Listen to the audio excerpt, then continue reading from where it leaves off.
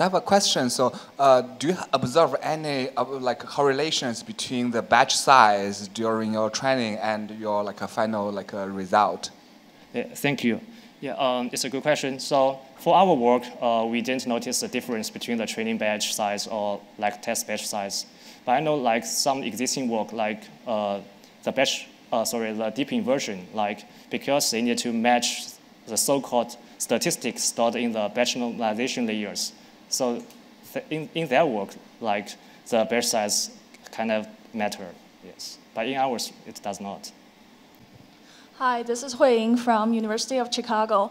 Yeah. So I see that you have a lot of methods to evaluate how your attack is effective, but I do have some questions like, is there a matrix how to identify how similar is your reversed results to the target?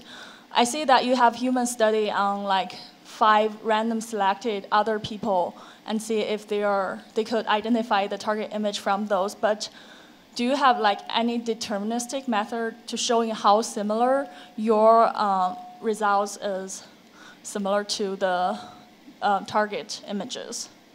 Yeah, thank you very much. Yeah, this is a very good question. Actually, as far as I know, there is no specific like the quantitative metrics for measure this similarity, because like for the widely used SSIM, SSMI, and the LPIP loss, LPIPS loss function, they are kind of based on like the learned model or something.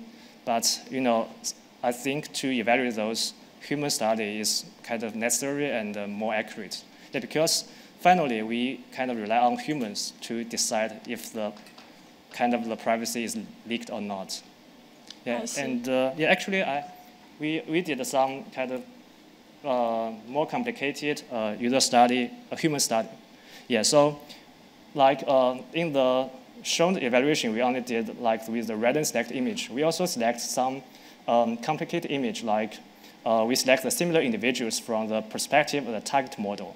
Like we select those images in the trained data set, like have the same top 5 labels, like the original ground truth person, like the target label, and we ask users to select which one they think is the ground truth person. And actually, we can see that the average accuracy here is only 89%, which is lower than the 96. And another one is more difficult. Like we just go through the syllabi existing data set and select 4 images misclassified by the subject model to the target person. And as we can see, this one is, I think, is the most difficult study. Like we can see the average accuracy decreased to only 79. Yeah. So I think, from my perspective, I don't think there is a very good quantitative metrics to measure the similarity. So we need to do the human studies. Yeah. I see. Thank you. Thank you.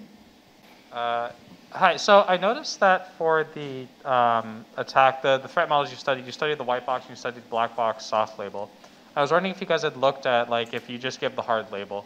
So rather than give the probability output for the black box, it was like if you had studied the attack, if you had thought about maybe modifying the attack in those cases, because it seems like typically the answer is don't give the probability if you're doing a black box output.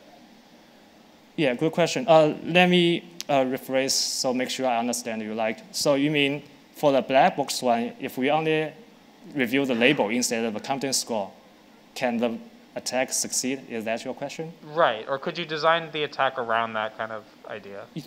Yeah, it's a very good question, and I think it's very insightful because I think currently because our black box method relies on the genetic algorithm, so the genetic algorithm is trying to increase some fitness function.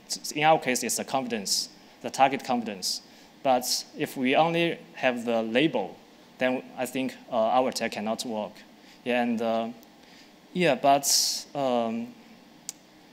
I think many applications may rely on the confidence to see like how possible this input image is the target person. Yeah. Okay. Yeah, but yeah, you have a very good point.